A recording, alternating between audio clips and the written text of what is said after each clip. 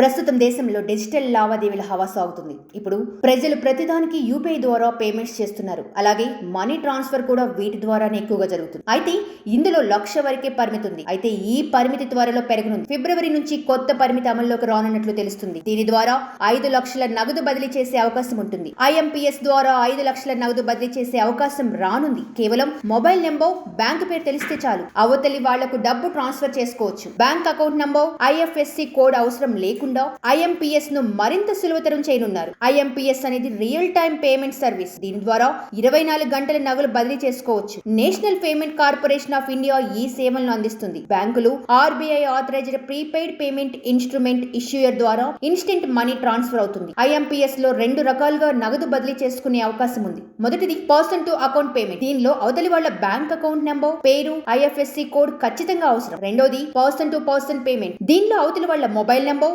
Mobile money identifier తెలిస్తే సరిపోతుంది.